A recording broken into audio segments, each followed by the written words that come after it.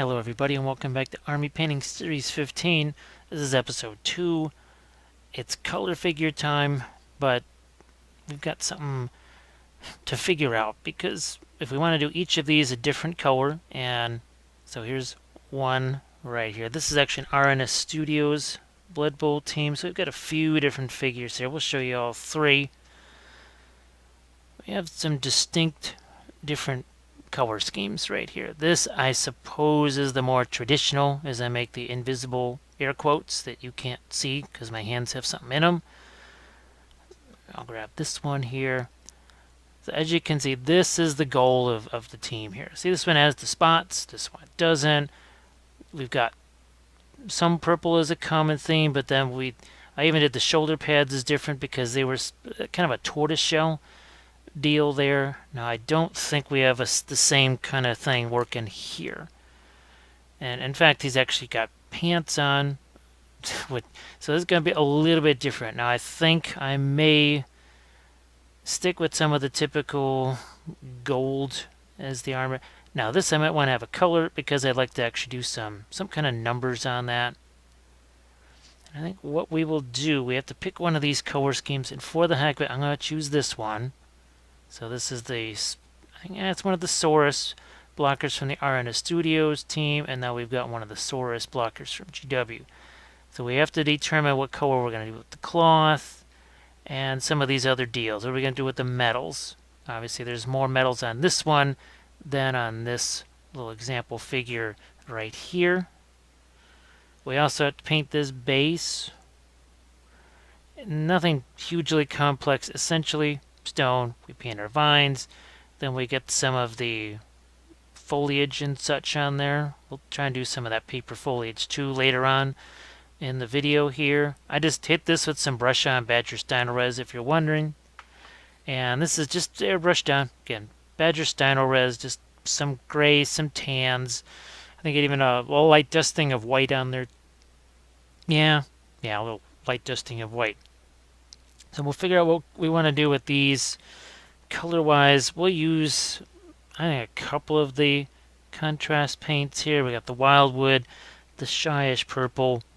We'll go in with, we're going to go just pretty much Reaper paints on this. To be honest, I just want to go back to my home base on this one here. Just kind of wanting to do something like that, which also means liner paints. Brown and sepia. I'm not sure how much we'll use the green, but we'll probably use the red and blue as well. What we'll do is we'll get some paint set up on our palette over here. Now here you can see this was something that we did.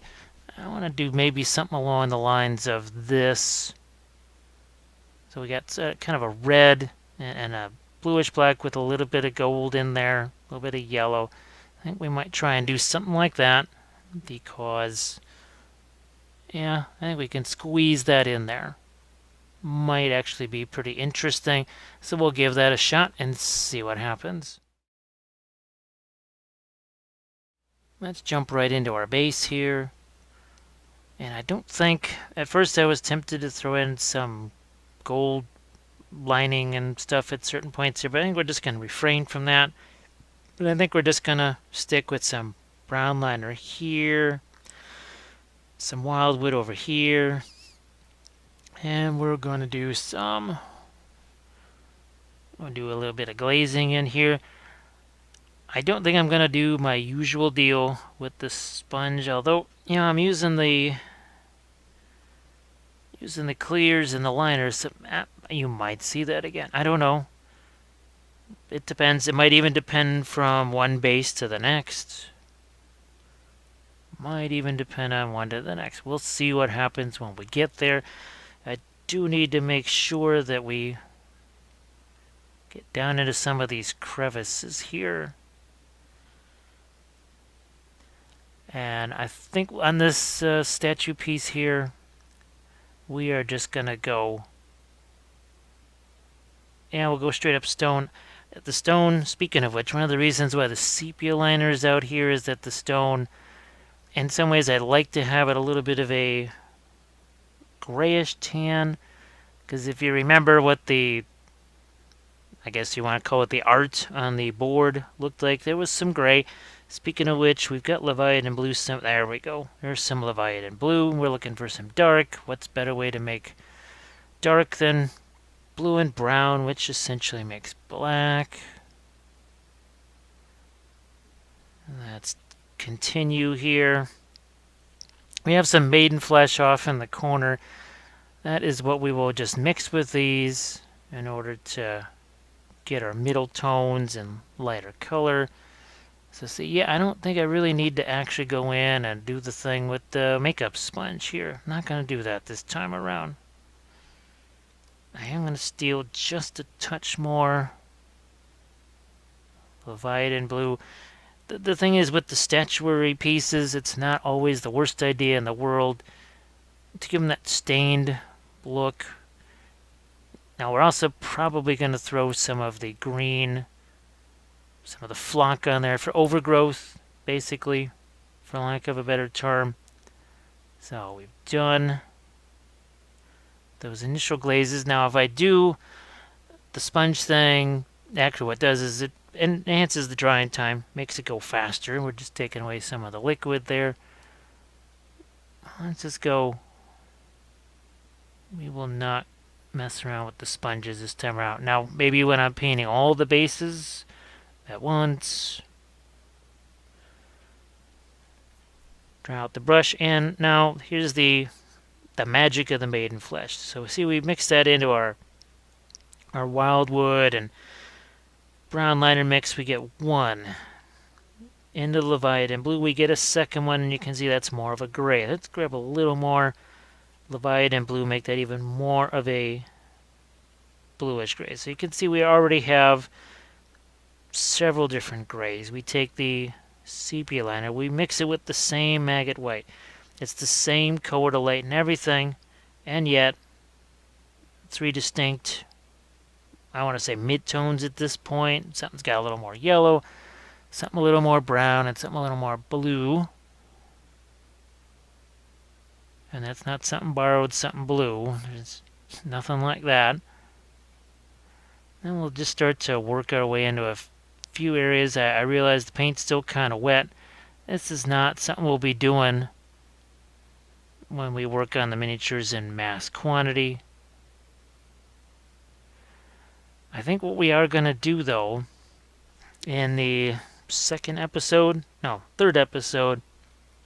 priority will be getting all the bases painted, because I would prefer to just have bases painted, get the figures on there, and then if I need to do the flock afterwards, I'll do something like that. See how we get more of a bluish gray there, and see how the underpainting of the yellow tan shows up.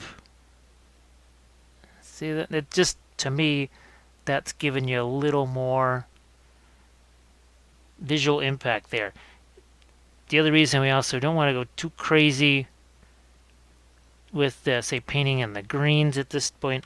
Well, if we're doing the flock, which is going to have some greens in it, maybe we'll chill out on, just leave the greens for stuff like the vines. And do the rest. Let the flock do the talking in some ways here. Now I could have, I suppose, hit this with a hairdryer or something like that. But then maybe we lose the opportunity to do some of the wet blending and all that. Now, I just noticed there's a frog sitting on his nose. Well, let's play with that. Okay, what's the predominant deal we got going on here? Is the purple. If I make that frog, I think either some kind of bright turquoise or red. I'm going to go with the red. So, clear red. Since we're just going to stick with the clears this time around, I honestly, all the time I was working on this, I had no idea. There's a little frog sitting on the end of the nose. Well, how cool is that?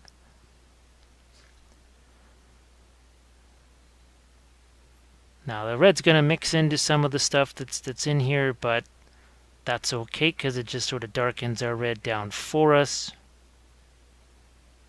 I will be doggone. I had no idea.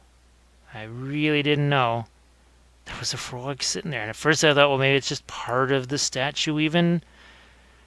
And it just took a few peeks at him to go, nope, he is not part of the statuary. He's just a frog sitting on there. Well, there you go. How about that? Now I am going to go. So this is... That's a handle. That's not a brush. Let's see. We'll go with one of the longer bristle liner brushes. And start to work our way in a few areas here. Now the idea here is paint the base, let this dry, get Monsignor Lizard glued on there, and then at some point do the foliage stuff afterwards and see how that looks. Again, it's a color test figure. The foliage will be probably, when it comes to the rest of the series, we're looking at episode 5. I don't believe this will take 6 episodes. I tried not to have them be 6 for a couple of reasons. Now, if it's necessary, if I feel like because we're doing each of these guys in a different color, and there's something just so important that you've got to see, maybe the series does go a 6th episode, or maybe a short 6th episode where it really does just focus on the basing and tying up some details. See that right there? I was tempted to just keep going with the stone color, but maybe that's where I try to do something that's gold-ish. Also have to think about some stains on the base and how that might work. Now see, because I'm painting this while the base is still effectively wet, it does allow me to pick up some of the other previous glaze / wash, whatever color, and then do a little bit of wet blending with it, for lack of a better term.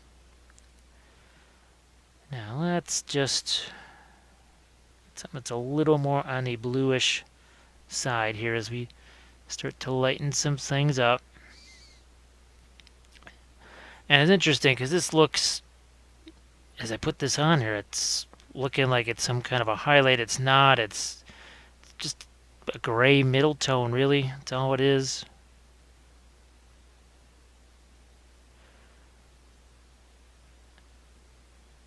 Now, I haven't quite determined exactly what the texture is here. Now this seems to almost go into like a diamond type texture.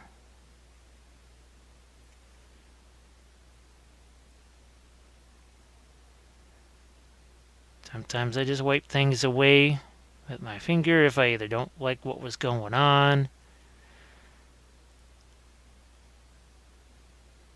Let's lighten up a few of these. And like I said before, this is primarily just middle tone, for lack of a better term there. Now I'm gonna need some green out here. A couple options. I could take the blue liner or the Leviathan blue and mix it with the sepia liner and see what kind of green we get there. My guess is we'll need something a little bit more green than that, which means, what the heck, before I forget about it, let's just chuck some clear green out here. Like so. Now the green and the purple could also make some interesting gray colors. Okay, let's take a little touch of that brown liner. Now we've got sort of a warm greenish brown, and we will now hit these vines here and just from what I remember of the artwork there, I meant to have a little reference to that here with me. It was a darker green on a lighter stone color. And the whole point was to try and replicate that, which is what we'll do now. So what we just did there, that's all the stuff that we sculpted on there. Now, these vines were actually sculpted into this statue piece, along with the frog. Now, I don't want that green to get too pure, saturated, whatever. Is there any other place I need that? Okay. That means I might take a touch of the sepia liner, and that, for lack of a better term, sort of dirties up the green. Tones it down a bit, because those clear paints, what are they? They are essentially pure pigment. And by throwing in something like that, the brown liner, the sepia liner, we just tone it down a little bit. Now we're going to lighten this a touch. This is with our maiden flesh. But if we go too light with this, then we will lose some of that contrast with the stone areas. So we'll be judicious with it. I think up on the statue piece here, we need a little bit more of the right in here. There. So yeah, I was looking forward to painting these bases, just seeing them with some color on there, some flocks, some foliage. Starting to look forward to as I looked even more at the older RN, well, they're not necessarily that old, but the RN Studio figures. I said, oh, you know what? It'll be really neat to have the Lizardman team with all the different colored lizards. And you say, well, okay, so what's the deal with that? It just look fancy? Oh, okay, there's that. But on a practical level, and I'm pretty sure I mentioned this before, if you play in leagues the way I did, and you're talking between 1 to 3 seasons maybe with a team, the whole goal of Blood Bowl, at least for me, the fun of it was in building a team. You build a team, what does that mean? Well, now that skink, that could be a 4-string skink running out there, not a 2-string skink, because he's gotten skills. He might get bumps to his agility. He might get bumps to his armor. And I know they sell those rings, the little rings you can put around the bases of your figures that either indicate, I don't think they indicate a specific skill, but okay, if they've got an agility boost, they have a blue ring. A strength bump, it's a red ring, which makes sense. I could see that working pretty well. Nothing wrong with that. But to me, it was just, I liked it better just knowing that, all right, that the red skink or whatever, that was the one that had sprint and sure feet and catch and diving tackle, all the extra things. Whereas maybe the other skink had block, and it was actually more of a blitzing type of skink to go after catchers downfield. Because a little skink, yeah, okay, he's only 2 strength, but then most catchers are only 2 strength. And maybe you do something crazy, like if you roll doubles with a skink, well, I don't know if you'd want to start out giving him guard, but you're probably going to have a Saurus or 2 or 4 with guard. Actually, you know what? That's probably something I should have thought about. Just thinking of when I last had a Lizardman team, I didn't really think of giving the Saurus. Well, when you're 4 strength, do you really need guard? However, it does prevent you from being doubled up, and those Sauruses are fast enough to keep up with the skinks downfield. So therefore, maybe they're not a bad escort for your blitzing skink. And of course, I'm sure there's a bunch of coaches out there listening to this going, well, that's just a stupid idea. But my lizards didn't do too badly. When I played them, they were the old Baton Rouge lethal lizards. I know they made the playoffs one year. The other 2 years they didn't. Now this is again, as a multiple team league. You could actually have up to 3 teams, but only one could make it to the playoffs, and it was always the team with the best record. And oddly enough, my orc team was the one that had the best record, and that's the one that went to the playoffs. Ended up going to the 2 championship games.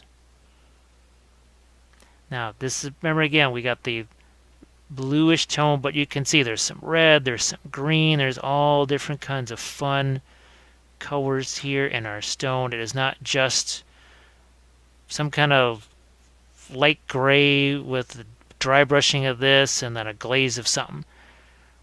If that's what you need to do to be able to get this team done for a game that week or a tournament or something, well, sure, go ahead. You can always go back later and maybe do some more stuff on them. Don't be discouraged if they're not always finished right away. Because, well, at least in my experience, painted figures don't necessarily roll any better, or play any better, or catch any better, or block any better. I think they should, but that just doesn't seem to be the case. We're slowly working our way lighter. Still gonna wait on this. I'd like to have that be some form of gold there. We shall see. Now here we've got some with these glyphs right there, trying to work in the area that's going to sunk down. Instead of just leaving that the initial glaze color.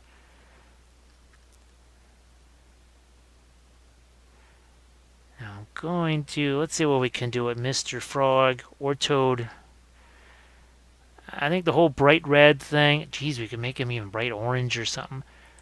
Kind of gives him the poison frog look. Now I might consult my lizard amphibian.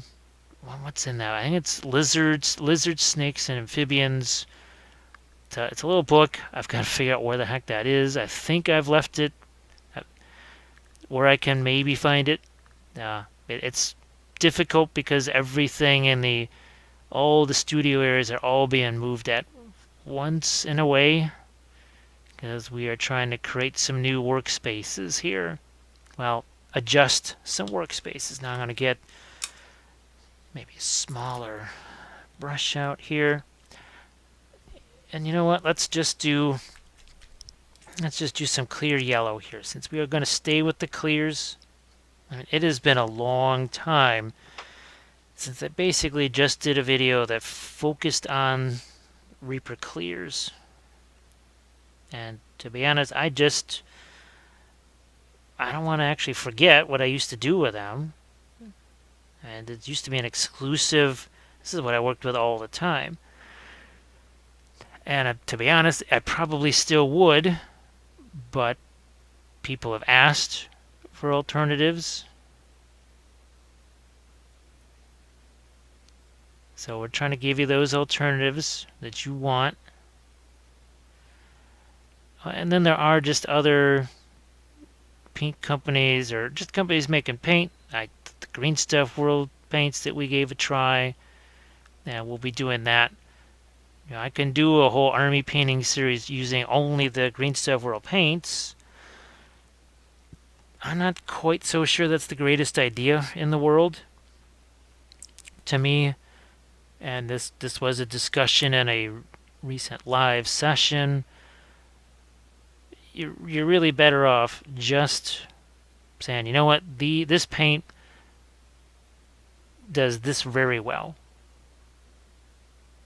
This other paint, well, what's its strong suit? Well, it's this instead. So I'm just making sure that we've got this in focus for you. I think we do. Let's see if we cannot do something with his eyes here real quick. Yeah, just pop those in, and maybe we'll do some kind of little poison dots on him. This is certainly going to stand out. Now, one of the reasons I chose the red frog here is that he would, I believe, stand out from our Saurus. The Saurus blocker is what they call him, not Saurus lineman. Now, there was such a thing as a Saurus lineman way back in the day, and I mean way, way back in the day, 20 some odd years ago. So there may be times where I kind of go back into the way back machine for some of my Blood Bowl anecdotes. So take that with a grain of salt. Yeah, you're going to get a bunch of Blood Bowl anecdotes over the course of this series right here. So be warned, they will happen. Who knows, maybe at the end of, if I can find the photos, maybe I'll go in and do a little, what would you say, a slideshow of some of the stadiums that I've built. What were, if you nail me down and say, look, this is your one favorite stadium that you made out of all, I think it was 5 stadiums. I think the Glacier Dome probably has to be my favorite. That was for my Juno Icebergs, Chaos Dwarf team. And I actually sculpted, I think it was almost a couple of dozen penguins in the stands, and they were getting up to all kinds of hijinks. Now, I don't know, speaking of terrain projects, maybe that's something we try and do for this team down the line if I end up with the correct equipment for such things.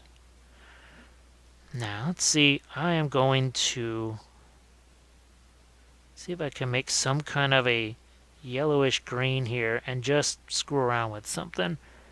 Now, yeah, red frog is cool. How about red frog green dots? Make them even look more poisonous. Red frog, green dots. Dots over here to match our, well, sort of match our dots on the other side. Now, maybe not so many dots or so bright that it then takes away from, and I might even put some green in the eyes too. Some green dots here on his face. Yeah, just nothing earth-shattering right there. We kept it reasonably simple. I'm also going to get some of that yellowish green onto my vines here. I'm just going to call them vines. They're probably really more like roots, but I'll just go with vines for now. Where are we at here? So again, couple little do thingies right there. Another highly technical painting term, do thingies. Yeah.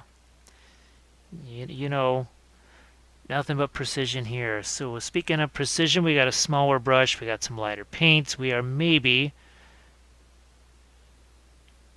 going to work on some of this texture and bring some of this out here.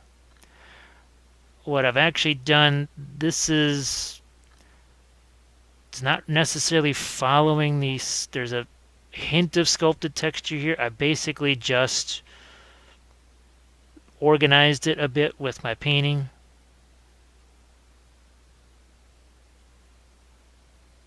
Something like that and that.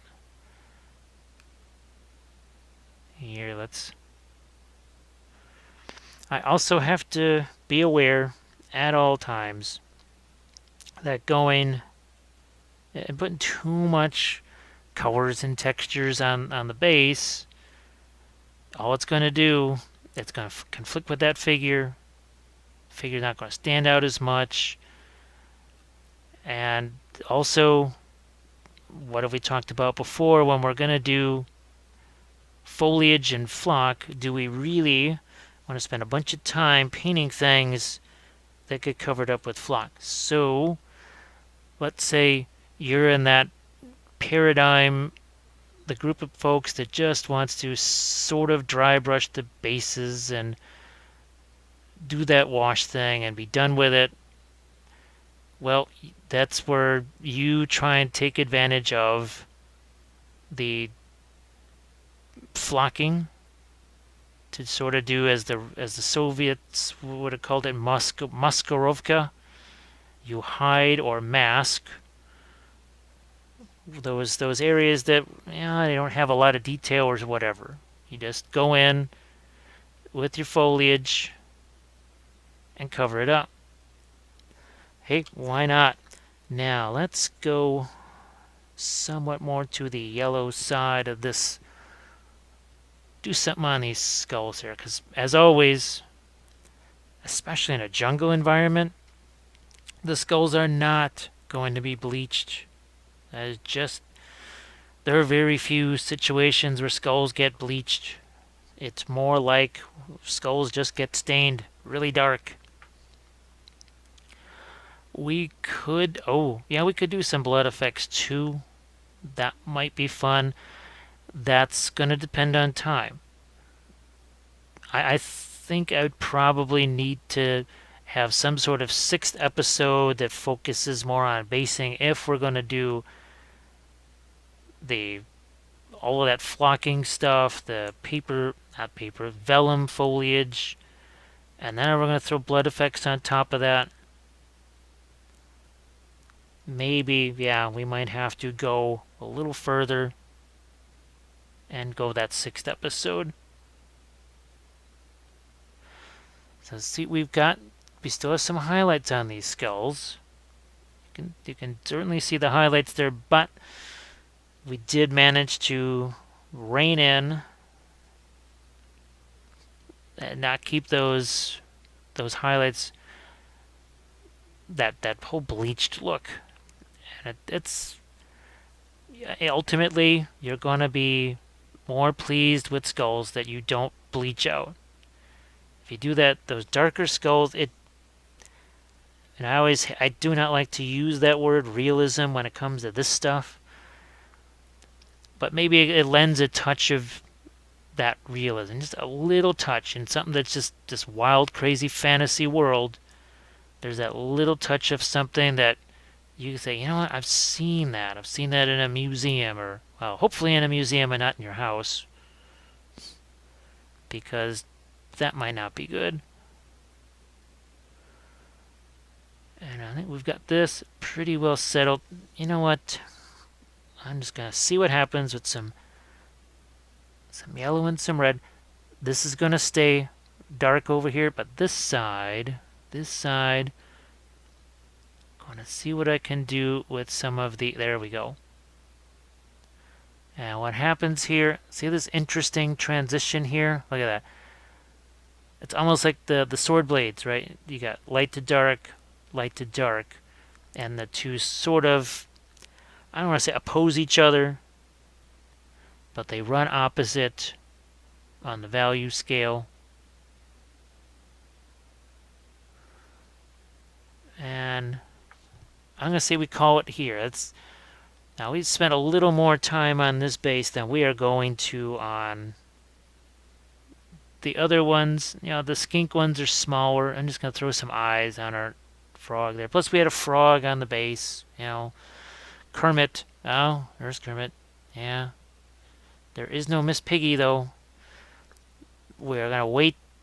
Oh, I just have to be a 6th thing because I want to do some fancy stuff on the base here, too. You'll see what I mean. When it comes to that point, you'll see what I mean. I'll bring up some examples of some other I don't have any painted teams around, but I've got some half-painted things that I can show you. So we'll do that. How does that sound? All right. So base is good to go for now. Let's glue the figure on there and let's start painting our figure. And we'll be right back.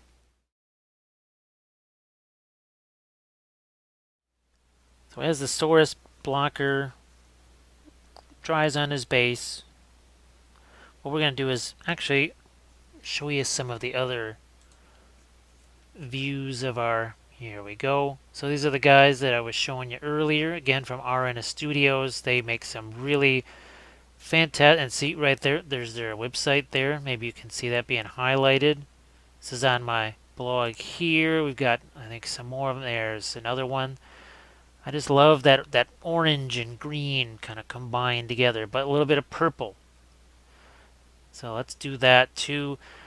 Now, again, while he dries, give him a couple more seconds. This is another project that I hope to do. I still actually have my original Mimes of Moria. Yep, it was a goblin team, and they were clearly French mimes. Now, this one was converted. We sculpted a cigarette there, the beret. We gave him some sleeves so he could have a striped shirt. Actually, now this is Pierre, but Francois actually had a big old glass of Chablis in his hand. So what we'll try and do is maybe reprise that team. We'll get some, who knows, maybe there'll be GW figures, maybe not. We'll just collect some things and we'll try and convert a team to this sort of a theme. Because the Lizardmen were just sort of painting Lizardmen. To me, the most fun of Blood Bowl was actually converting a team to make some real super special stuff. I'm going to say we'll just say it's dry enough for now. We've got to, so even in our maiden flesh, see there's some greenish hints in there. Very cool. So we're going to start out actually with the maiden flesh here, mixed with a little touch of some orange in there. And then what we'll start to do is glaze some purple over the top, and then we'll start to go in with lighter versions of those colors later. Now this guy's different. He's got this big chest plate here. He's got a sort of helmet thing going on here. He also has more of a carapace. So there's similarities and there's also differences. He's also wearing some trousers. It all makes things a little bit different. Let's get some orange into this. So I'll touch the red, touch of the yellow. Just using water. We're back to our old tricks again. Just using water. Okay. Just going to drop this in here. Nothing fancy. And remember, like always, this is essentially a shaded base coat, the initial glazing, the usual drill, so I am not going to worry about painting in between lines and all that other kind of stuff. If you're expecting that, then then maybe this is your first video. If you've seen the other ones, you know that's just not the case. How in the heck does that... I'm going to just say that his pants, such as they are, end over there. Oh, what the heck. I'm just going to go into all this stuff. I might even just go into this too. Yeah. The heck with it. We are just going to go everywhere here.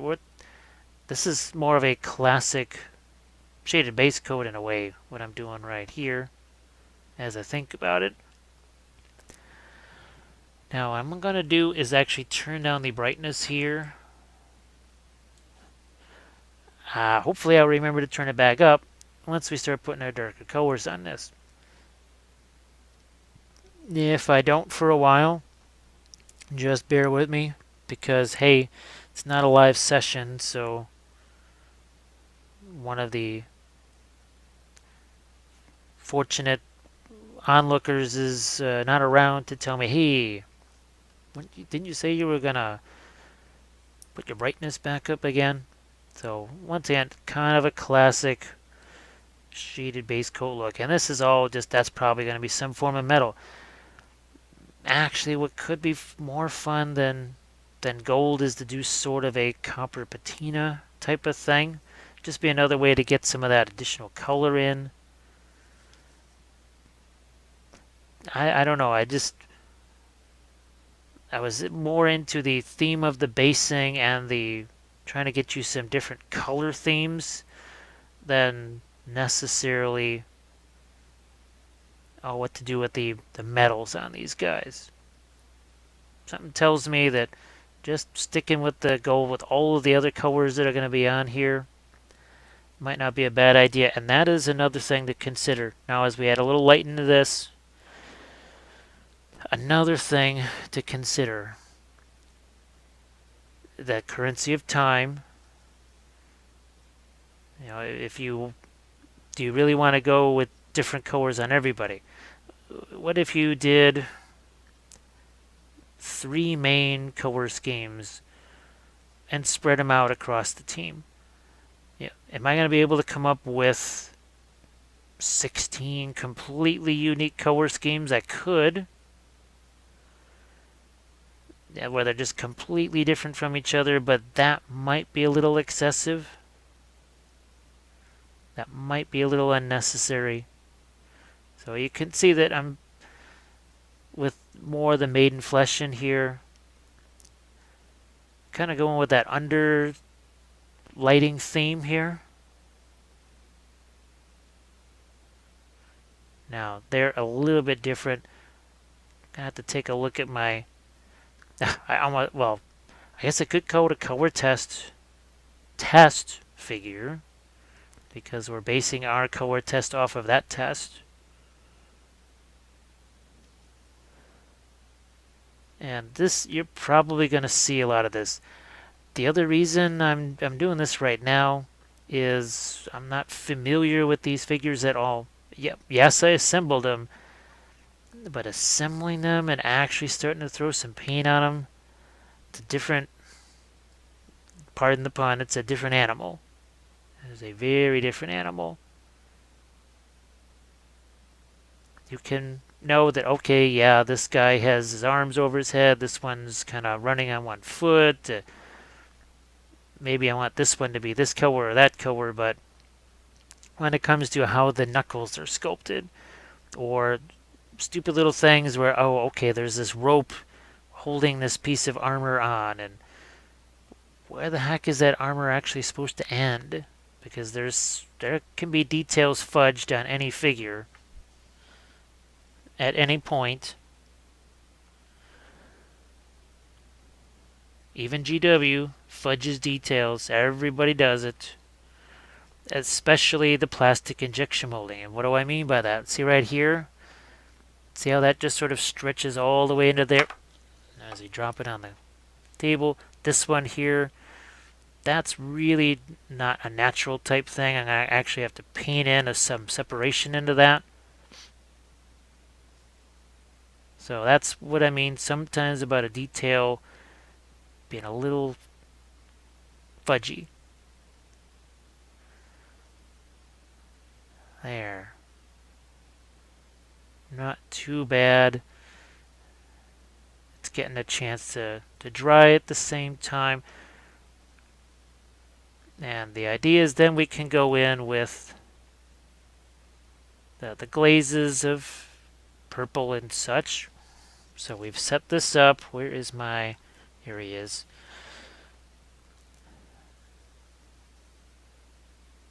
I'm just going to align those two.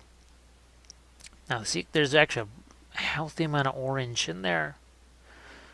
What I think I want to do is have the purple as my shadow color down in those crevices. Oh, do we have what we need? I'm going to actually throw out, because we have it, this is one of the new clears. Again, this clears are about to all go away, And then because of that one fateful class where we just happened to dig out some of the clear paints and the liner paints and we all went, hey, what are these? That kind of led to the clears making a comeback. And when it comes to Reaper paints, how much do you see me use besides liners and clears? That's just kind of how it is. But again, it speaks to that whole, do I really need the entire paint line? Do I really need it all? Or do I just find the colors that work for me, that do what I need them to do, and run from there?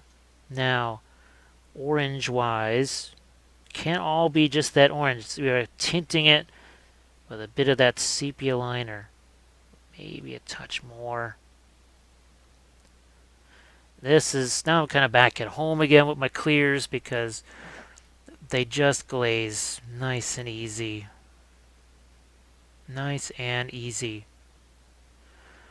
And we'll do some of our purple stuff over this. This is, think of it as sort of an underpainting here. So that's going to work its way down into the crevices there. And then we can go in with our purple over this. The other thing is that purple and sepia and orange, people say, well, those are opposites. Yeah, but when you mix them together, you get some really cool tans and browns and such. Really nifty. So I can tell you right now, if this is gold, those golds have to have some greens in them just to give it some separation. Now I'm going to actually use a bit more water here. Just going to throw a much lighter glaze on the underside there. Call that good. Going to get down into here too. There's even a little bit of my original maiden flesh that's a little bit on the wet side. That's good because it's sort of mixing in with my glaze, doing some stuff.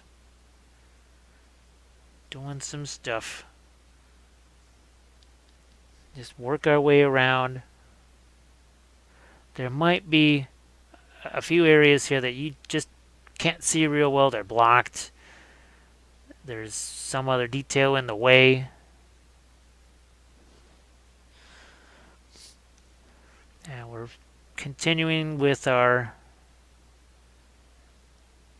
kind of a sepia tone / orange glaze. I can wipe some of that away just with my finger. Don't necessarily need to go all the way to the finding a sponge. I could, but what the heck.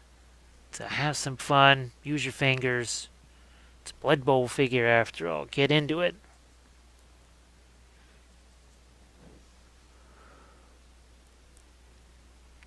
My next little challenge is to get some of this down into these crevices here.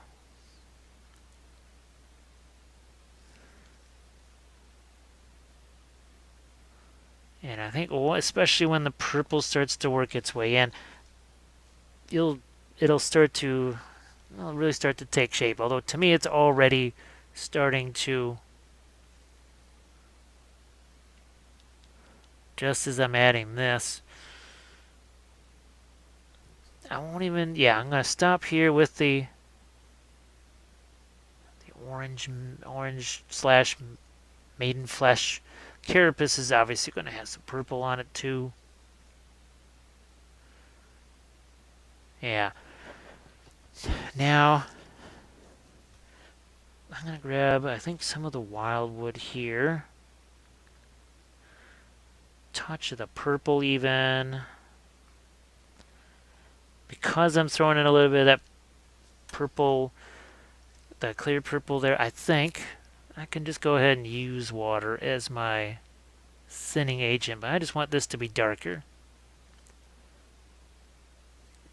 For right now, I want that to be darker. You say, wait a minute, that's going to be some kind of shiny gold. What's the deal with that? Well, it'll be apparent. what the heck? I am just gonna throw a quick little glaze over these ropes. We're not quite sure what these ropes are doing here because there's no armor there. Don't really know. But they're there. So we'll do something with them. And this is not the classic use of, say, something along the lines of a contrast paint. This is some of the red liner, which we're also going to mix with the contrast paint. We're also going to hit this.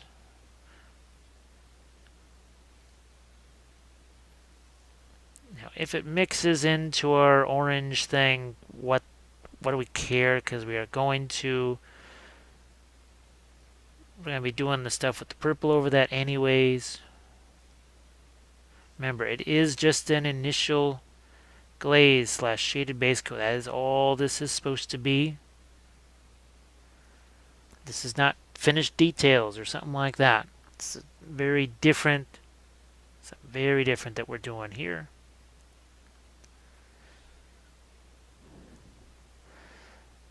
Now, there are decals that come with the Blood Bowl teams. They're intriguing. You know what? I mean, obviously, this is, if you're doing the decals, that's one of the places you're going to stick that decal. I am not going to use the decals. They're not horrible. They're probably, way nicer than any, say, the decals that were done years ago. But I like doing my own freehand thing. I like having essentially my own fonts, because when it comes to things like sports teams, the font itself is eminently recognizable. Now, maybe for somebody like me that has done calligraphy and through graphic design and such has studied fonts most of his life and that sort of thing, I take more notice of it than maybe a typical person does. But Blood Bowl teams, that is another part of what's the identity that you're going for with that team. What is it that you're trying to establish? So once again, just sneak in the darks down into there.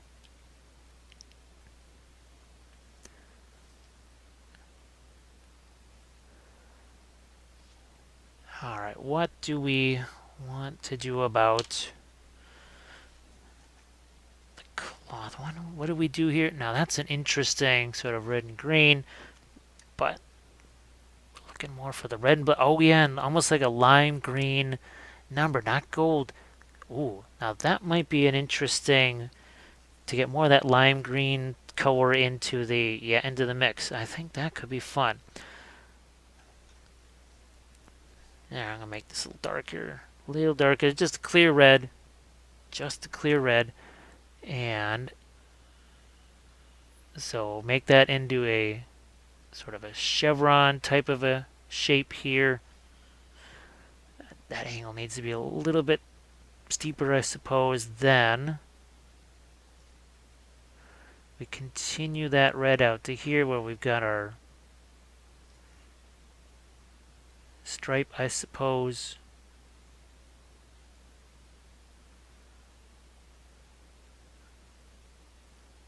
I prefer that they didn't have something like that sculpted in. You know me, I'm sure I mentioned it before. I just would prefer not to have so-called freehand details sculpted in, but I understand why they do that. There's folks that just don't want to have to do the freehand themselves. They'd rather have something that's there that they can just paint, and it forms the freehand by default. And that's fine. I'm not gonna say anything bad about that. Now this is obviously going to be much more red than, say, was in that other color test piece. Maybe it calls for changes later on down the road. It'd be interesting to do sort of a red Saurus here. Unless I save something this bright. So if I do a red Saurus, it might be a deeper red. Because the skinks, you're thinking of them as more the poison frog types.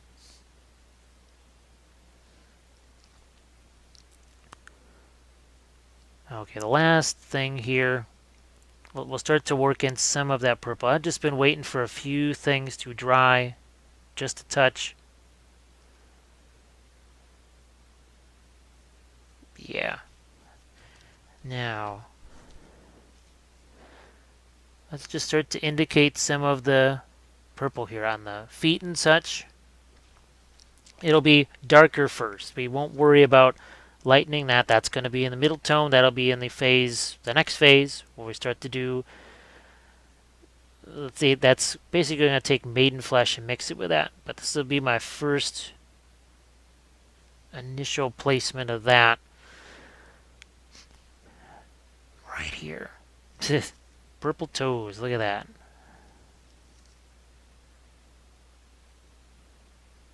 Now let's just get some of this out of the brush. We're thinning it with water. See how it starts to work its way up, but look at how it plays. It plays real nice with that orange. And you think, wait a minute, these are opposites. Why are they playing together so nicely? I don't know, opposites attract. Ooh, is that a t-shirt worthy phrase? I don't know, it just might be. Let's give him another purple foot here. Now, in the past, I probably would have been inclined, well, and if it was me, and if I was painting these not in video form, I would have to say these would not be stuck to the base. But it was just a whole bunch easier. Instead of trying to paint these on, one at a time is fine. But trying to paint these things on the sticks, I think, what if I can maybe make another thing that to hold all those, like I used to have. I think that would maybe make a difference. Yeah, look at, see how that just, you could still see some of the orange there, but now you've got this purple over the top of it. Really neat. Well, the other one doesn't really have any tail. It just has a pair of spikes. So I am going to just throw in a little bit here of the purple towards the end. Maybe even just mix a shade of the purple and sepia and orange together for the top of that. And then just leave it. So see how that's just giving you an indication that it's starting to get more purple here. Now on the head and the carapace for sure. Let's get a healthy dose of purple there, and on the hands. Yeah, on the hands too. And I'll just go there. So face, carapace, hands. Some of this will also go down the arms too, but there's the ropes. There's a lot of stuff happening on those arms. So see, we're just multiple layers of glazes, getting it done.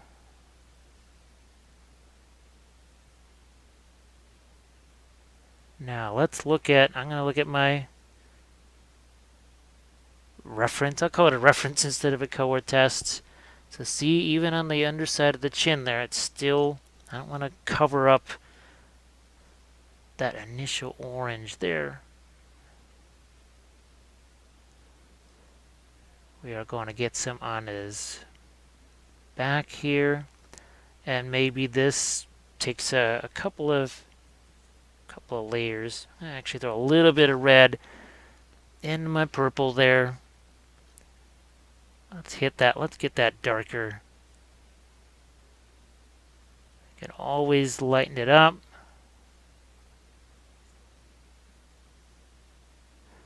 Good to go. Get some of that into here too.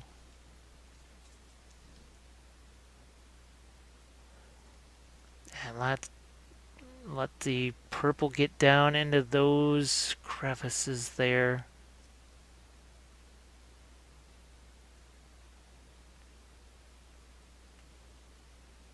Alrighty. So what we'll do is we'll say this is pretty good for the initial glazing and the shaded base coat stuff.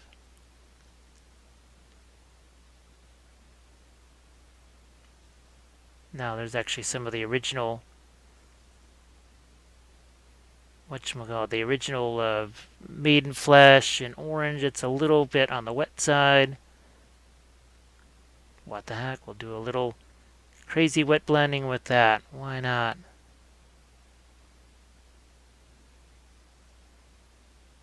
Okay. So, what do I want to do? Need me that lime green real quick. Just gonna throw out some more of the clear yellow real quick here, like you do.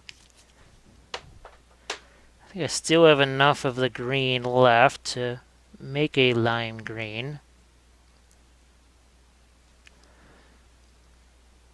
I'm trying to harken back to my original Lizardman Blood Bowl team that I had, wow, 20 years ago, maybe longer. Okay.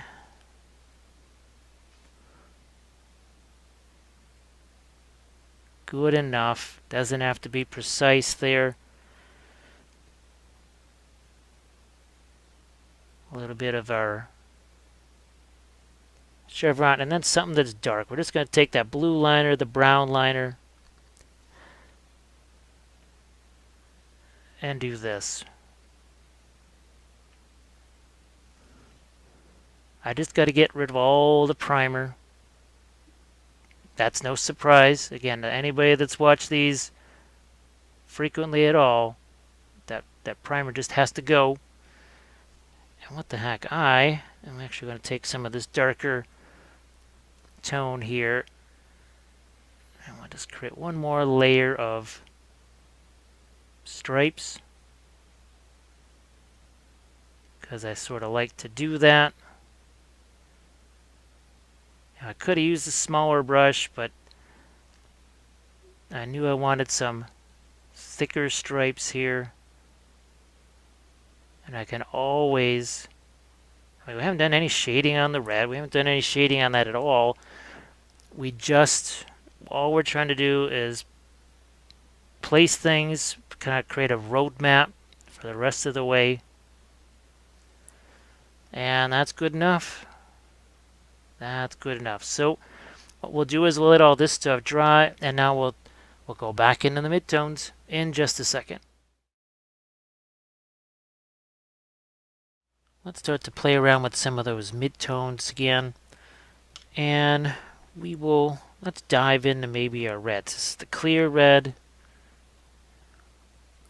Let's see what we can do on the pants here. Now remember, the clear red, we work with that a little bit differently than, say, the creature caster stuff or anything that's more opaque. We're counting on the translucency of that clear red. Now what I also could do, so here in this area, there's a flat open area.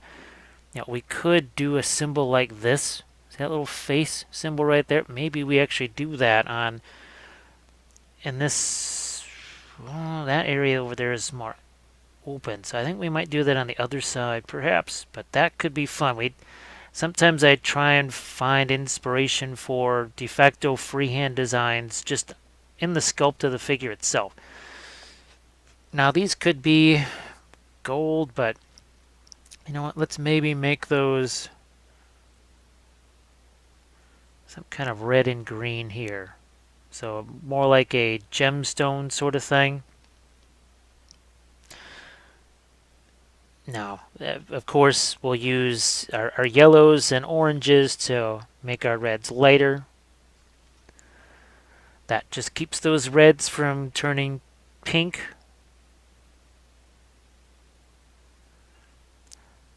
This is the other reason I wanted to do stuff like Blood Bowl team is, here's where we get this in. You've got, for lack of a better term, a uniform. And I think a lot of the stuff that I've done so far doesn't necessarily have. It has uniforms in that, well, okay, everybody, like the Lannisters, are all wearing red. But not things necessarily bright patterns, stripes, symbols, numbers. Maybe on some vehicles here and there, but even then, the vehicles are not typically very bright. Now, when the sisters' vehicles are here, now all bets are off because depending on how many open surfaces I can find on those, I really want to go nuts with some freehand on those sisters' vehicles. And there is another, it's one of the old Painting Pyramid videos, and it was, speaking of Sisters of Battle, it's actually a secret weapon, Rav 6x6, I believe it was, that I had converted for Sisters of Battle, and there was all kinds of imagery freehand that I had specifically designed for my sisters. Now you can see how that red starts to get lighter, but it still has that richness. It still looks like red. Doesn't really look like orange. I think that's people, they get worried. They see, well, you're using something like a yellow to lighten your reds, it'll just turn orange. Not necessarily. It also depends on, especially since we're using the clear yellow here, as opposed to, say, some kind of very opaque, very strong yellow. It's not really changing the red all that much. Now, before I get too involved in lightening up this red, we'll go lighter than that, but I'm gonna leave that here so that I can start to play around with the crazy bright green, because this is where the test part of the color test figure comes in. Just since we've determined that this is essentially part of the uniform, that means we've got to go in here. Ooh, I need some more clear green. Throw that over here. Clear green. First, believe it or not, we darken this down in some places here. Find some folds. Especially here with this de facto chevron that we can go back in and lighten later. I also have to come up with a numbering scheme. Now, typically, I need some clear yellow. I do basically NFL style numbering. Something like a running back, defensive back, whatever is going to have a certain number. A lineman has a certain number. A blitzer is going to have linebacker numbers. And those of you not familiar with American football, I'll try and explain that to you. I will try and tell you what I mean by that. So we're just finding a little quick shading here.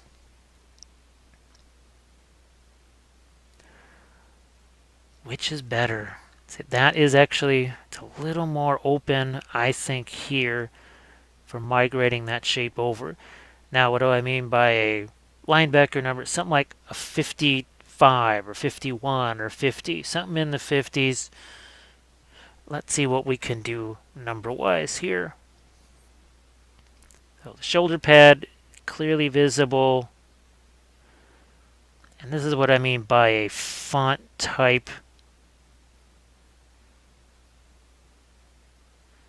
See how that's stretched out a bit?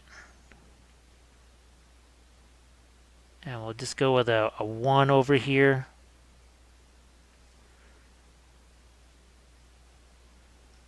And here, let's do...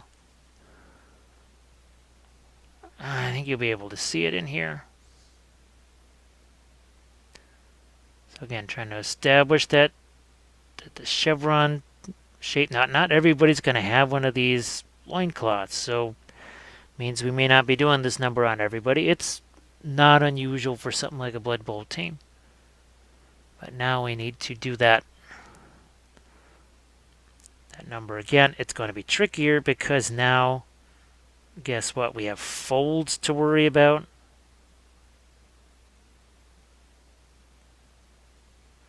So there's your 5, and there is your 1. And we can always go in and clean this up after the fact with some of those darker colors. We are not going to really emphasize that too much right now.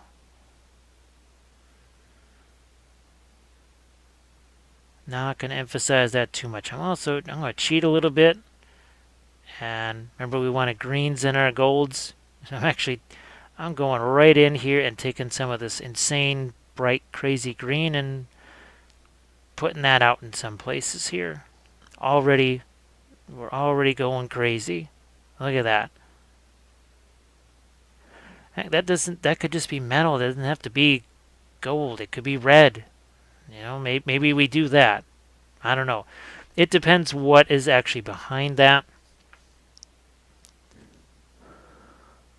Alright, so what I'm going to do is get this, whatever this little sort of face is right here. Why did I pick this? Well, heck, it's also pretty darn simple to replicate this design. I mean, that is not terribly complex, which is why we are going to try and push that over here. So it's just basically the inverted Y like this.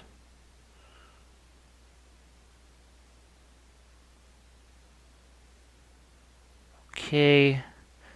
And then it's got that pair of eyes, which could be red, but we're just going to mark them in yellow for right now.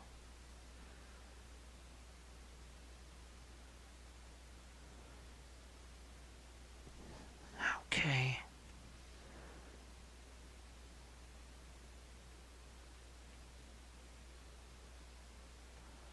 Get this number situated a bit here. So I went a bit angular on my font. An angular font tends to look more, threatening or whatever, but I think typically an elf font would have more curvature to it. And that's what I mean about varying your font. We're taking some of that crazy lime green color and we're spreading that around. Because why not? Because we're that crazy. And now you can see how it really stands out well against the initial applications there of that darker color.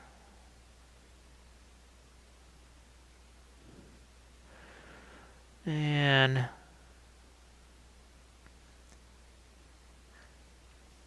go a little brighter here, not too much brighter. And then going to probably use some kind of red liner, clear purple, and just find some lines of demarcation on this. Where is this going to end? Okay, there.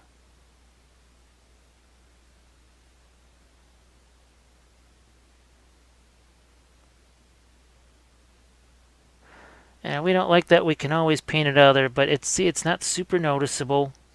People are not just going to lock in right away and just see that little bit of freehand there.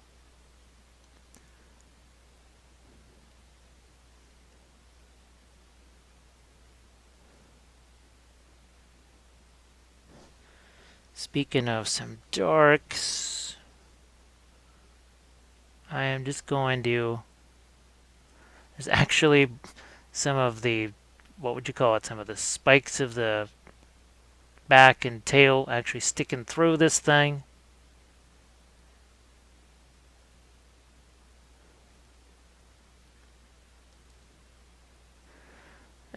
There we go.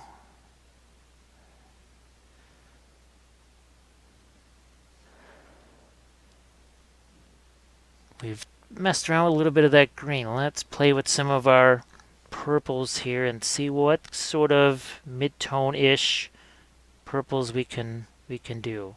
That's it's going to be on the lighter side. Now we got sort of a in between there. Let's do this, but without, hopefully at least, I want to wipe out all of that.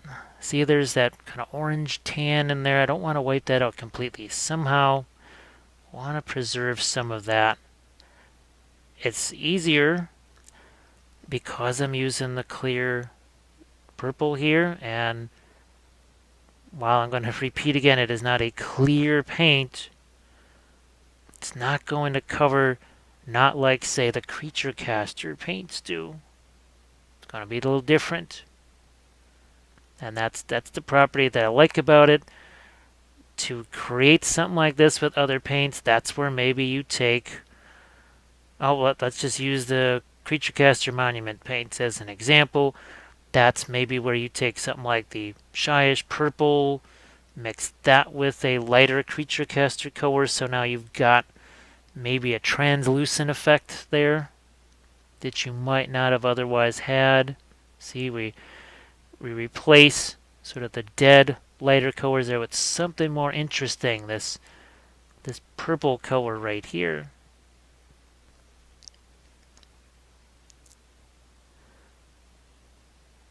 Now, as much as I'd like to do the spots and such, this guy, maybe he is not the best candidate for those, because there's so many other things going on. You have the texture of the scales and everything else. Maybe that is just something we save for the skinks, because they're probably going to have more of a skin texture as opposed to these hefty scales like what we've got here. Nothing wrong with that. So again, using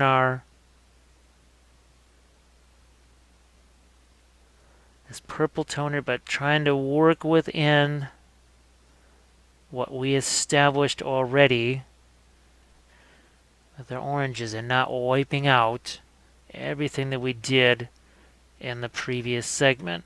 Working with it as opposed to just covering it all over.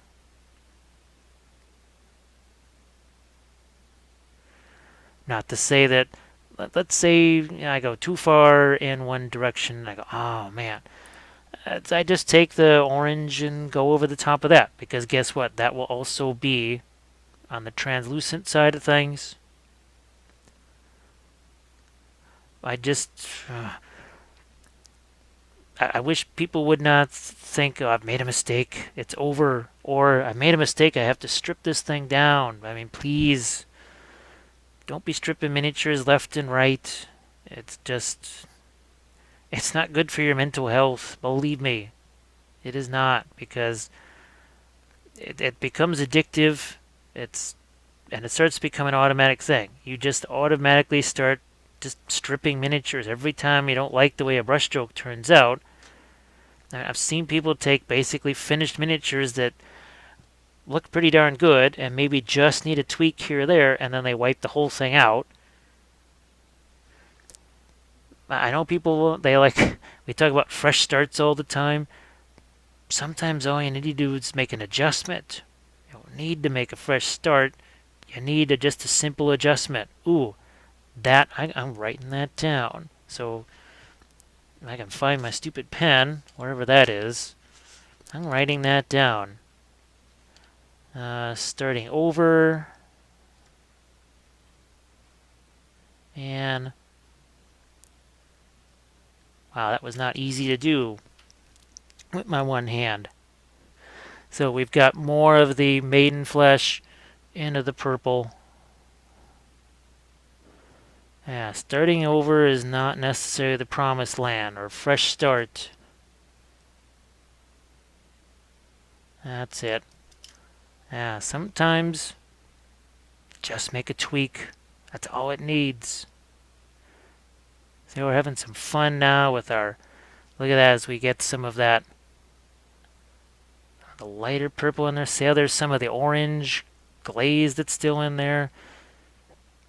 And now as we do this, we're even starting to put in some reflected light onto these scales via that purple color. It's so much more than just Barney the Purple Dinosaur. Heaven forbid.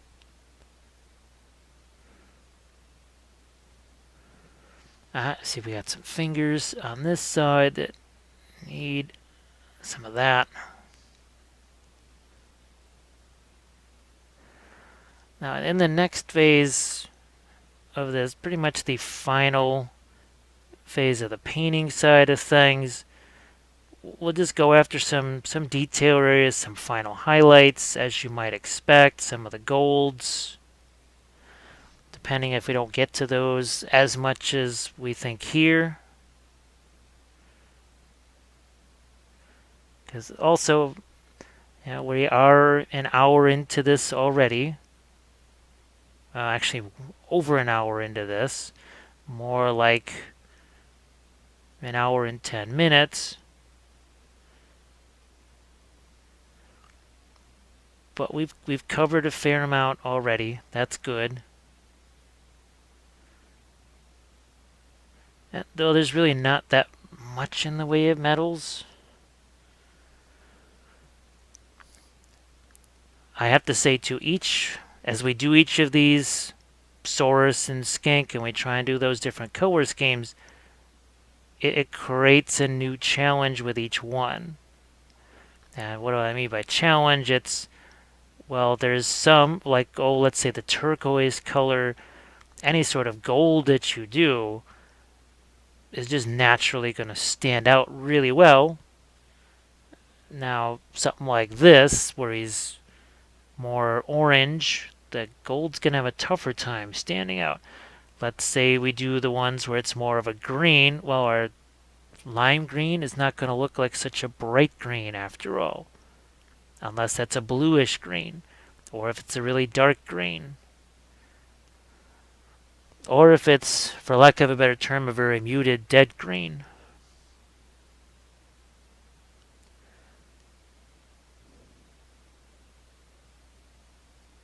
So once again, just...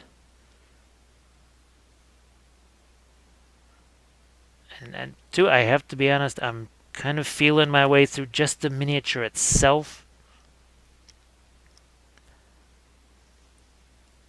I think as I do these, we will run into the same old situation of, oh look, the army project is done, and we now know exactly how to paint all these figures. Well, that's kind of how it always goes. When you're done with the project, that's when you have complete knowledge of what you should be doing with each figure. Would be handy to sort of start with that knowledge. It would certainly make every project easier. But then where's the challenge in that?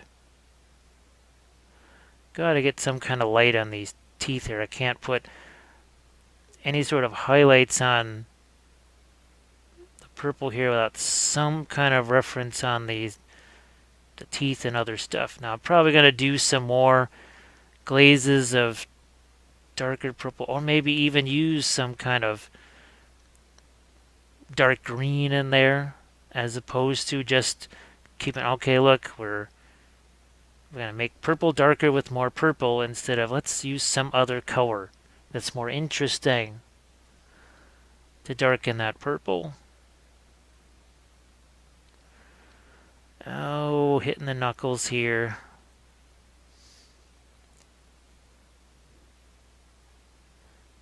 Like you do.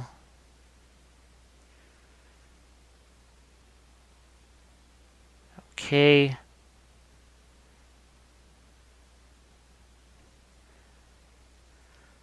And I don't want to get too carried away with this because remember this is more of a mid-tones sort of a thing where it's not extreme highlights. It's not what we're looking to do. Speaking of which, let's back away from this. Let's grab some of this yellow and let's see what we can do wherever we see things that we might want to have go like this.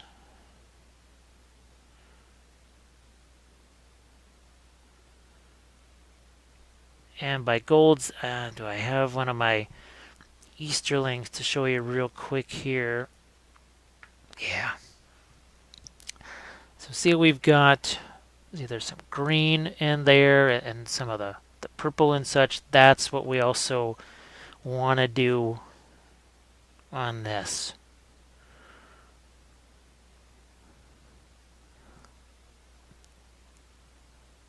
Now I have to figure out, do I want to leave what's in there? I think I'm tempted to almost go bring some red up into here. I don't know. I don't know. I think that's a next segment decision to make. Not right now. Not just yet.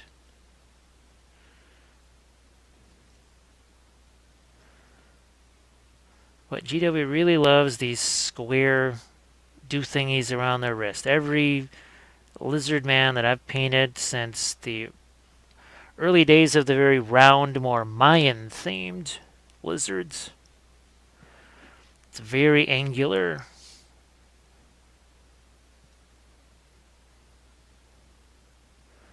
Here, let's get some yellow into there. Now, if I'm going to be reflecting the ground, we will do something a little more grayish down here for our reflected light onto the gold. I think you can see that too. That's good. Wasn't quite sure at first. We will lighten that up. So what have we used? The only, well, the yellow, I suppose you could say, is a lighter color, but I've pretty much stuck with the maiden flesh as the color to lighten things.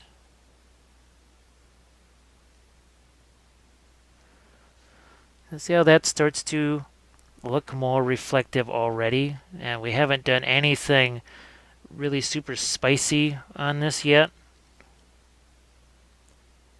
Nothing super spicy just yet.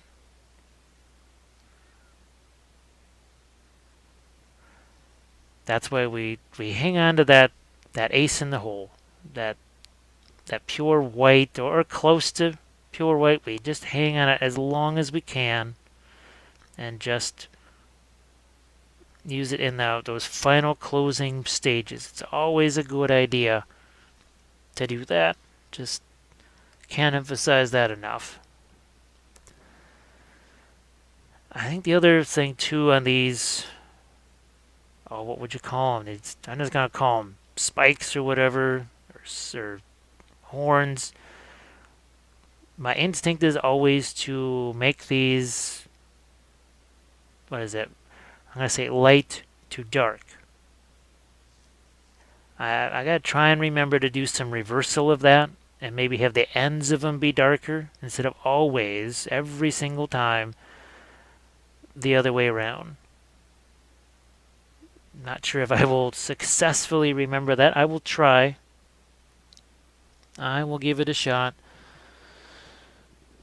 It looks more interesting instead of every single one being the same.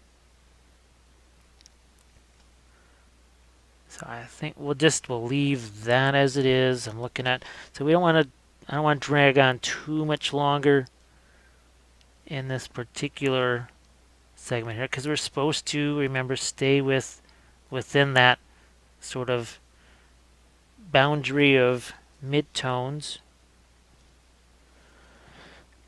However, I want to get something akin to gold here. And then got me some clear green,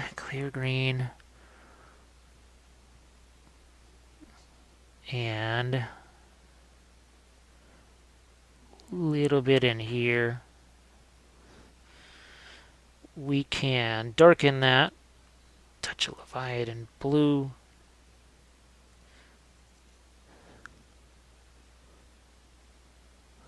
So remember, we talk about midtones and such, but what am I doing? I'm actually strengthening some darks. It is not black lining. We have no black here. There's no black on the palette, period. There's nothing like that. We're actually using something that's almost like a green here. Why am I doing that? Oh, there's a little bit of the blue liner because I need some bluish, some kind of bluish gray in here too. It can't all just be gold. So we're switching the color of that around a bit. I'm even going to sneak in a little bit of that grayish color on my golds. What the heck? Even some of that here.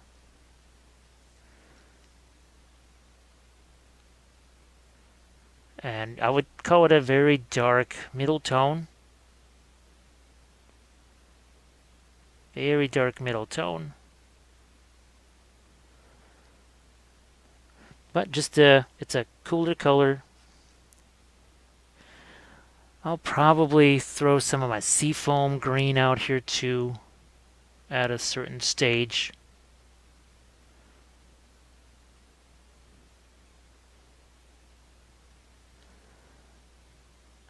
Here, let's throw a few dashes of lighter color there.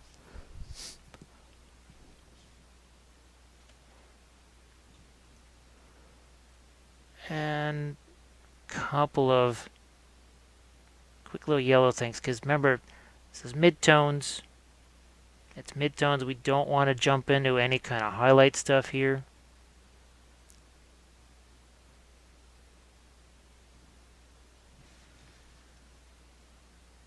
And hopefully this is, yeah, see, that's, to me, as much as there is going on with this guy, I think we've managed to keep him pretty...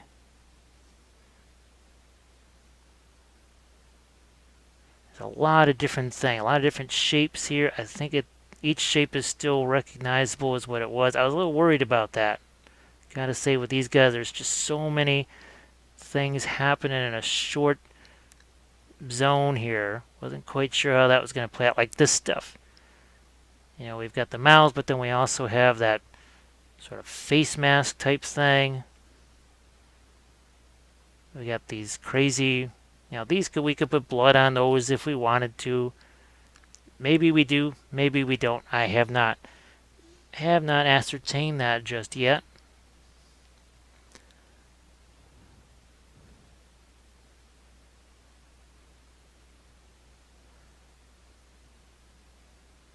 So, all right. So in our final stages of painting, what we'll do is we'll clean some things up. We'll get some of those brightest highlights on here. Whatever cleanup on the freehand and such that we need to do, our golds and, you know, some of our jewels here. We will get some of that white out on the palette. And that's going to open up some other opportunities that have not been there so far as we've worked on this. There, so we will be right back in just a second. Let's work in some final details on the Saurus blocker here. I do have some white out on the palette. Just in general, I have some of those, what would you call it? I don't necessarily want to disqualify it as final highlight color. Let's see, we got the white and the yellow mixed together. And we're going to see if we can't find ourselves on our golds here. Yeah, just these last couple of areas. And we don't want to just outline everything here. We're looking, as always with the metals, we're looking for points of light. I suppose is probably the best way to put that. We don't want, just like you're not looking for, say, just a line of dark or something like that. Here, see these semi-complete lines. They're not unbroken all the way. Or if there is a de facto line, if you want to call it that. I hate even using that word. If it's like this, it's not going to get on the screen. Thinner at the top, and it's thicker down here as it goes towards the bottom, and it's almost non-existent up there. That, if you're going to call it a line, that's the sort of line that you're looking for. We're going to do that here too. You see how it's, again, that line, if you're going to call it that, is different depth to it. Let's see what we can do here to jazz up some of these surfaces. We'll have to go back in probably with some darks.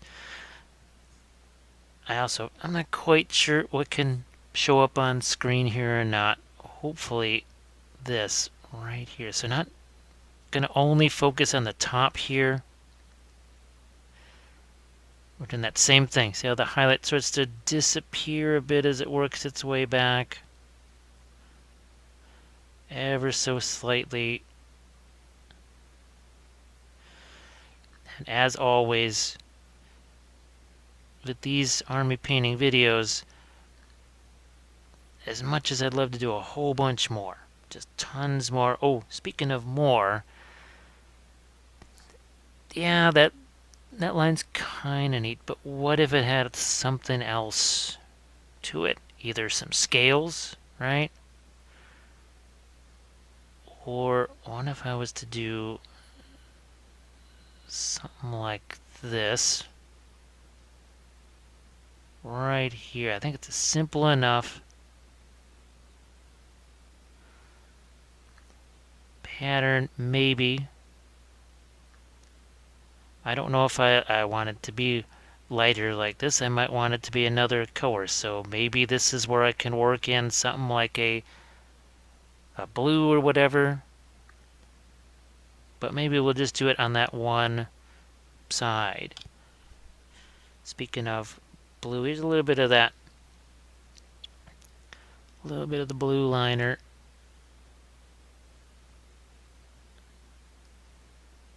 Work this in here. Let's see how we just juiced up that. It just looks like a little bit more instead of, I don't know, there's nothing wrong with that green, bright green stripe there. It wasn't horrible, but I think we gave it a little more interest by doing that. Now, some of these ropes here, now they could be almost, yeah, no, I'm gonna think they're more like ropes. At first I thought, well, maybe it's almost like a Celtic torque or something like that. And then I saw what they were holding in these crazy little spike things here. I'd say there are some weird little sculpting things about these guys. There's, well, even this guy with both of his arms over his head and the way he's running, I'm not quite sure he wouldn't just fall over. I'm trying not to be too picky about things or whatever, but it just, as I was putting these together, it just struck me that way. So once again, trying to pick out a few places on that number to bring out. Now, let's go right there with a little bit of something, again, to give it that one last, and we're still not a pure, straight up white here. Just something to give it one extra little boost right there. See, we're just kind of doing the corners of things. Not necessarily intact full lines. The impression of lines without actually putting those in. Hope that doesn't sound like some crazy double talk. Probably does. Let's do the same thing we did on the other side. We're going to go right here and here and there.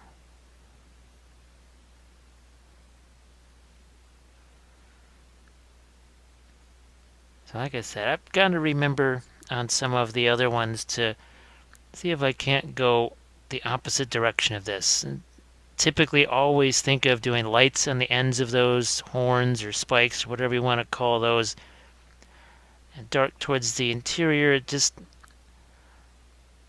sometimes you have to sort of break with your own habits there.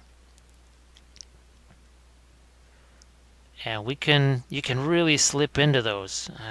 Maybe it is an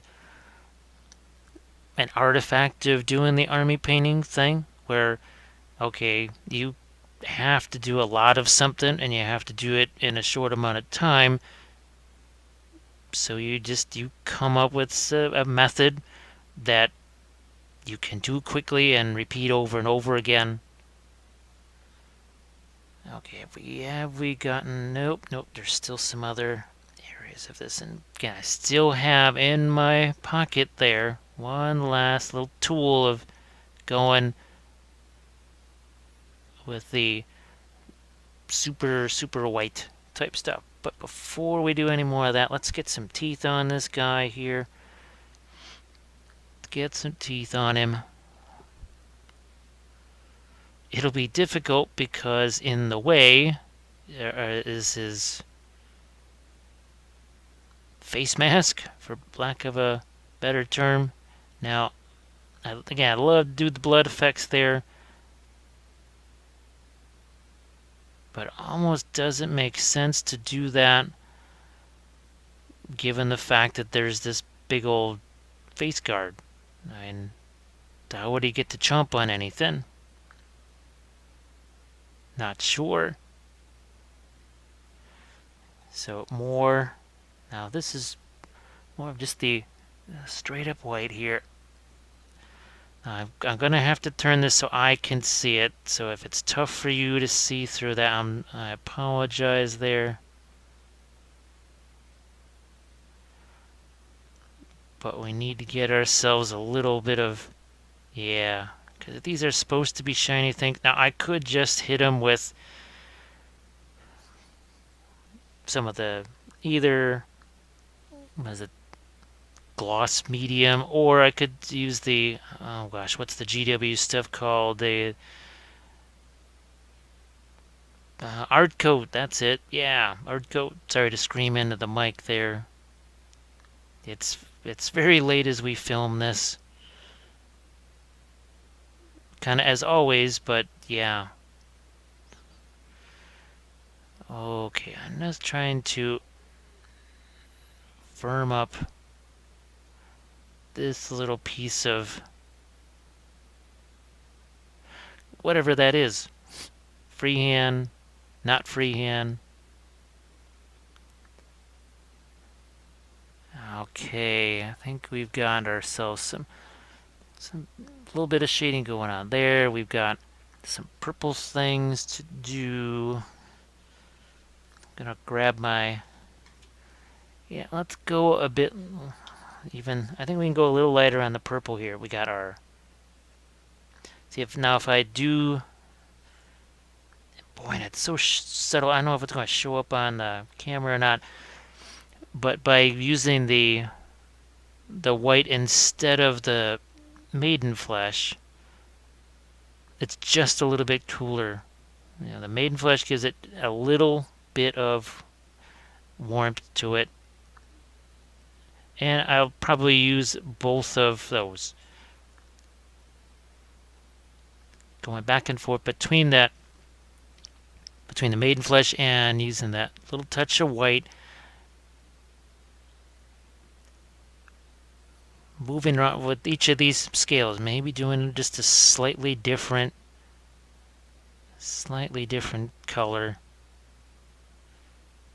Yeah, the people that look at it, they won't notice that. Just it's not going to enter their consciousness right away. That, oh well, yeah, clearly here they definitely changed their color of purples from one that was somewhat warm to another that was cooler. And they see it. Maybe they will if that's they're used to looking at miniatures. They know something about art, whatever, and they can locate that a little easier. Most people never going to see it, which is why for some folks you just won't bother with that with these guys. You could have stopped 20 minutes ago, an hour ago, and for some people they would have been delirious with that result in that amount of time. As always, it's up to you. Now, see how we add, especially on these larger scales, it's a bit like we're approaching the metals here, where we find a few little points of highlights here. It gives, in a way, the slightest bit of reflectivity, shine, whatever you want to call it, to the scales. Because that material, sort of bony, cartilage-like material, well, maybe it should have, I don't want to say the look and properties of metal, but I think you see where I'm going. Almost something akin to a gemstone look. Speaking of which, I'm going to have to get back around to these guys that are sitting right there at a certain stage.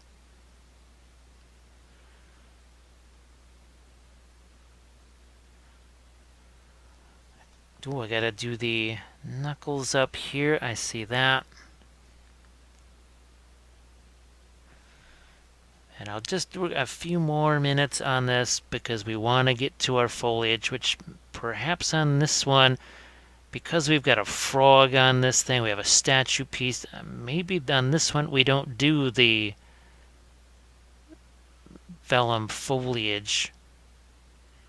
I think there's plenty going on with this one right here. And I think we can get some pretty decent results on this using just the we'll stick with just the flock, and I'm not necessarily going to go with grass tufts either. I'm looking to do something a little different than grass tufts. I don't know why, just for some reason I was thinking, you know, it would be neat if I did something besides grass tufts. I do have, they're from Woodland Scenics, and I used to use them actually entirely as trees, but it can also make some interesting ground foliage too. They look sort of like little bushes, but there's also some other stuff that's more in the lines of tufts and that sort of thing that I can use. So maybe this is also a time to experiment and try different foliage options. Now, purple wise here, we gotta get some of the, I'm gonna try and get some of the orange into these areas too. But before I forget everything, let's see if I can't throw in some eyes on this. We've got the lighter portion there. I just throw a quick dark there and there.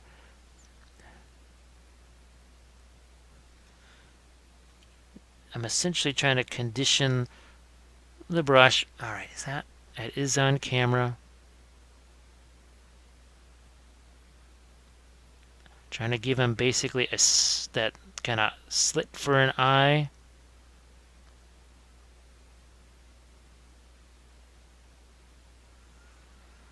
Alright, eye achieved. And no, not I achieved. The eye achieved. Oh, what do we got here? I see we did a little, got some purple on there. I'm going to try and get some lights on these ropes that's something besides purple or orange. You'll achieve a little separation there.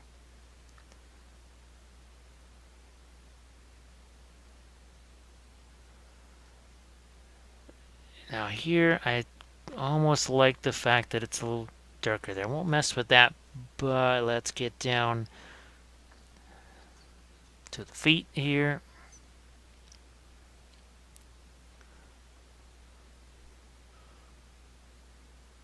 A few more of these lighter areas.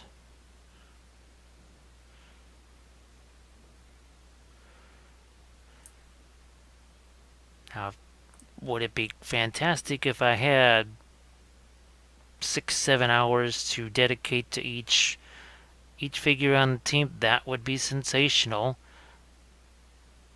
That would also be less than realistic, because it's probably, I would say more than probably, for you, not an option. That is not something that can work. So I see, trying to, once again, little dot of a highlight there instead of going crazy and highlighting the entire thing equally everywhere. This actually does need some, and that may be something that I toned down. There was also some, some crazy mold lines there. So we're talking about the orange. Oh, gotta find a spot here. Let's see if we can't work in some lighter orange in a few places. That just never got touched, pretty much. And yeah, lighter there. Maybe let's sneak some of this same orange in a few spots, like to highlight our reds,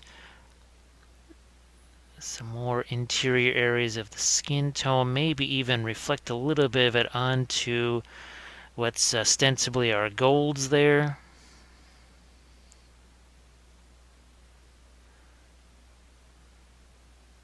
It's a little hard to tell what's, say, rib cage or whatever. Now I just added some of the maiden flesh in there. Looking to, I don't want to do so much of the classic light underbelly on this. There's more just to get some little bit of, I don't know if you want to call these the rib cage or rib muscles or pecs or whatever. I don't know if lizardmen have pectoralis muscles. Maybe in a way they do, but I don't know too many lizardmen. Guess I'm just not in the right social groups.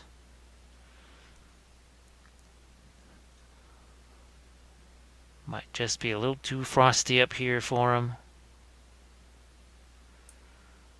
Okay, that would be helpful for getting some separation from that, whatever it is that he's apparently wearing.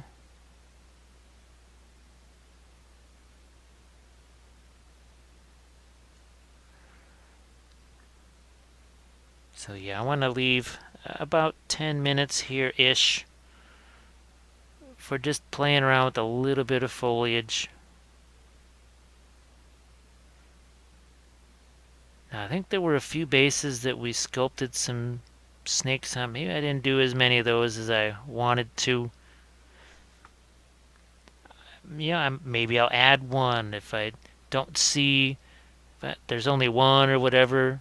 Maybe I'll add another one to a different base, and then we can play around painting some snakes too.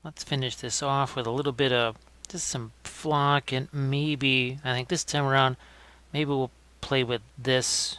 I know we definitely want to try some of the vellum foliage too. Now this I might even throw some quick washes on that or whatever, but first thing I'm going to do is just snip it into some smaller things straight away. I think you saw me just cutting that with the scissors, and then I'm going to spread some of this out here. Yeah. Sometimes you can go in and really refine that a bit. Let's glue a few of these on. See, I kind of like, see how that works, maybe. There, now I'm just, for lack of a better term, dry fitting this on here. Gonna stick that there. Do we like, okay. I'm gonna give that a quick little shot here, maybe. Now we use the sand and gravel glue, I think, from MIG Ammo for the rest of our flock. I just want to see what happens with this there. I just wanted a different texture of foliage, something besides only the flock.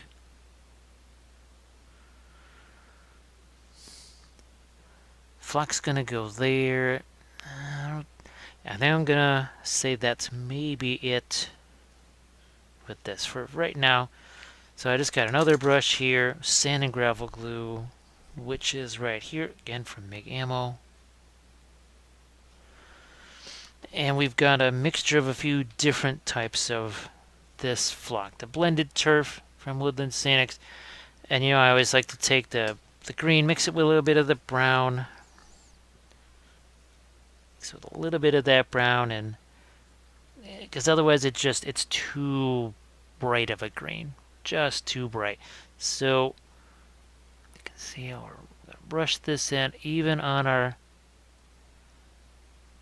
statue piece here. Like that. Now I'm going to get my glue out of the way here, but a little container of this.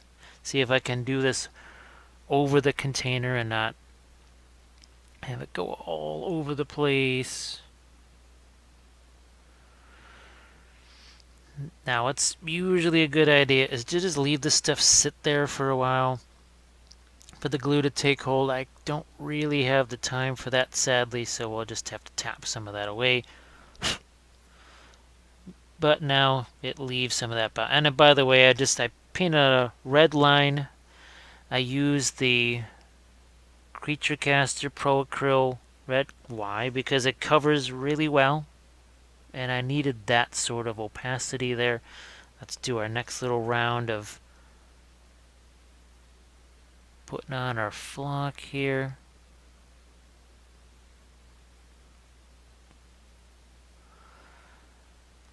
And now all of a sudden, guess what? The actual Saurus starts to really come out from that base because we've added another color to the base besides dark brown. I keep wanting to stick the brush down into the flock, which wouldn't be the greatest thing to happen. Some more. Obviously don't want to cover up any skulls, but now, see, it's nice little range of textures. How hard was that? It just took a few seconds, really. I think I'm gonna sneak in a bit more foliage there. And I'm going to say that works. Now, let's say we want to just do a quick little number or whatever on the base here. I'm going to close this container up because there is a 100% chance that if I don't close it, I'm going to spill it all over the place. because that's already happened twice. Two times I didn't close it, so as you can see, we've maintained our 100%. Okay, there's just lots of flecks of flock all over me here. Just got to brush some of those away. Just getting sure this is on the screen, and I'm going to orientate this towards the front side here.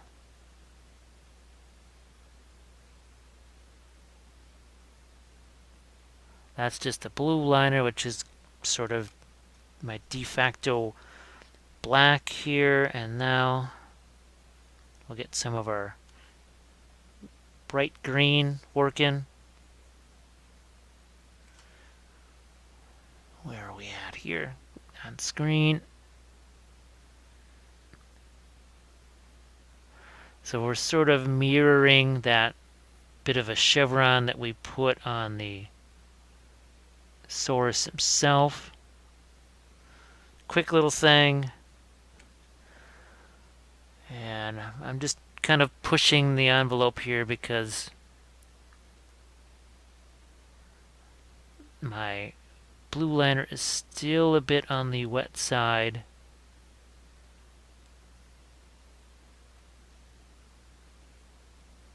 And there is his number.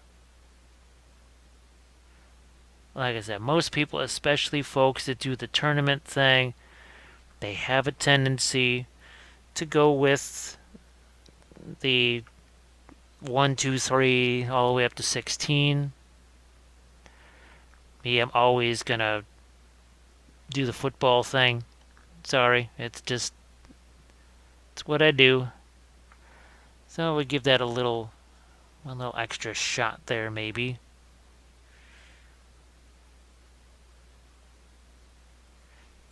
Now, sometimes the bases are just, it's tough because they don't have quite the depth or whatever to make it easy to get a larger number like this on it.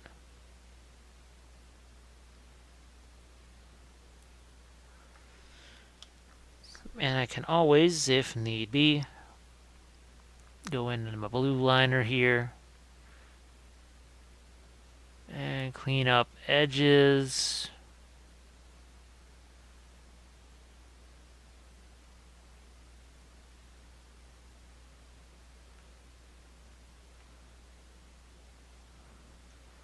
And that. Now I think there's little counters for Blood Bowl and stuff. Now what we used to do was we would turn guys around and say, if you can see his number looking at you, he hasn't done action yet. Obviously, with GW tends to do counters for things now, and gee whiz, I'm sure with Blood Bowl, all of the independent guys that make stuff like counters and such things easily available. It sometimes, if you're in a league, you get to have a league etiquette, or at least I hope you do, because otherwise you're going to have a pretty fractious league. And every league's etiquette is really different. Wow, and this is in the early 2000s, like 2002, 2003, something like that, tried doing a different league at a game store. The culture was, well, you talk about culture shock, that was culture shock. Because they had a real different attitude towards the game than we did. And it was not the happiest of marriages. Not whatsoever. Not at all. But what we hope is a happy marriage is our flock. You know what? I talked about painting the flock. Let's see if we can't maybe do a little of that. I'm going to just take another brush here and we'll work up some kind of darker brownish green, because sometimes this foliage stuff is just a little bit on the fakey side. How do we do that? We're just gonna drop a wee bit of a glaze onto that. See how it knocks some of those leaves down? We don't want to do it all across the board, just down a few places.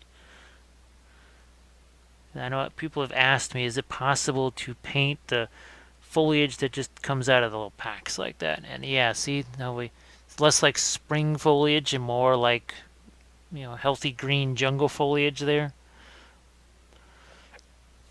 So there you go. That is episode 2 of this series. Now we've obviously invested a little more time in certain things here than we can across the rest of the project. We'll see what we can do, what we can get away with, but I think this is a good little introduction into what we want to do with the rest of our lizards. And obviously a thank you to all the folks that support the Army painting pledge level, because there wouldn't be any more lizardmen or anything like this without you guys, so that is appreciated. If you can throw a like on the video, that's not a bad thing, actually. YouTube really does. It's that engagement sort of thing, especially when these get as few views as they do. Because obviously this is just for the Army painting pledge level, so it might get 20 or 30 views. That really does help. Every little bit does. So we'll move on to episode 3, which is all of these episodes are gonna be a little different, because we've never done this on a base before. None of the Army painting tutorials have done this. It's one reason why I wanted to do a Blood Bowl team, or 2 or 3 or 4 like this, because you've never seen me do something like that before. So thanks again, everybody, and I will catch you on episode 3.